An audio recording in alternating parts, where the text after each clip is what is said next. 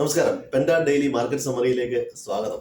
മാർക്കറ്റിനെ സംബന്ധിച്ചിടത്തോളം ഇന്ന് വീണ്ടും ഒരു നിരാശ ഉണ്ടായ ദിവസമാണ്. നിഫ്റ്റി 25,062 157 പോയിന്റ് മൈനസിലാണ്, 0.6% മൈനസിലാണ് ക്ലോസ് ചെയ്തത്. അതുപോലെ സെൻസെക്സ് 82,184 540 പോയിന്റോളം മൈനസിലാണ് ക്ലോസ് ചെയ്തിരിക്കുന്നത്. കഴിഞ്ഞ ദിവസം ഒരു പോസിറ്റീവായിട്ട് മാർക്കറ്റ് ക്ലോസ് ചെയ്യുന്നെങ്കിലും അതിന് തൊട്ട് മുമ്പിലത്തെ ക്ലോസിംഗിലേക്കാണ് മാർക്കറ്റ് ഇന്ന് അവസാനിച്ചത്. BSE മിഡ് ക്യാപ്പ് സ്മോൾ ക്യാപ്പും എല്ലാം 0.4% ഡൗൺ ആയിട്ടാണ് ക്ലോസ് ചെയ്തത്. PSU ബാങ്ക്സും ഫാർമയാണ് പ്ലസ് ആയിട്ട് ക്ലോസ് ചെയ്തത്. അതുപോലെ IT 2%, reality FMCG sector 1% minus ആയിട്ട് ഇന്ന് ക്ലോസ് ചെയ്തു.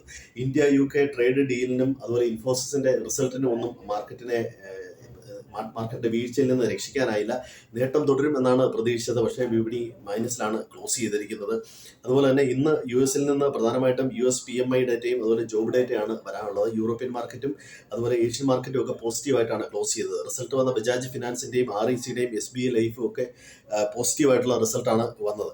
ഇനി ട്രേഡ് ഡീല് താമസിക്കുന്നത് ഒരു കാരണമാണ്, അതായത് സെന്റിമെന്റ്സ് താഴെ പോകാനുള്ള ഒരു പ്രധാനപ്പെട്ട കാരണമാണ് US ഇന്ത്യ ട്രേഡ് ഡീല് വളരെയധികം വൈകുന്നത്.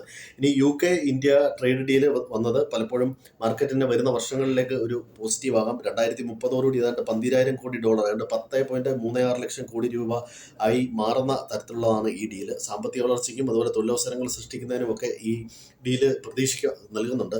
കാർഷികോൽപ്പന്നങ്ങൾ അതുപോലെ സംസ്കരിച്ച ഭക്ഷ്യവസ്തുക്കളെല്ലാം യാതൊരു തീരുവയില്ലാതെ ബ്രിട്ടീഷ് മാർക്കറ്റുകളിൽ നമുക്ക് വിൽക്കാൻ സാധിക്കും. അതാണ് ഇതിന്റെ ഒരു നേട്ടം. പ്രധാനമായിട്ടും ഇന്ന് മാർക്കറ്റ് മൈനസിൽ വരാനുണ്ടായ പ്രധാന കാര്യം ഒരുപക്ഷെ അനിൽ അംബാനി ഗ്രൂപ്പിന് എതിരെ നടന്ന EDയുടെ റെയ്ഡാണ്. ഏതാണ്ട് 3,000 കോടി രൂപയുടെ തട്ടിപ്പ് എന്നാണ് റിപ്പോർട്ടുകൾ പറയുന്നത്.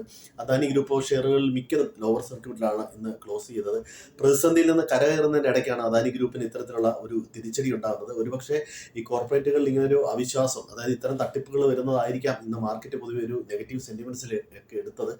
ഇന്ന് വൈകുന്നേരം US മാർക്കറ്റുകളിലെ ഡേറ്റകളും ഒക്കെ നാളെ മാർക്കറ്റിനെ സ്വാധീനിക്കാം. എല്ലാവർക്കും നല്ലൊരു ദിനം ആശംസിക്കുന്നു. Thank you.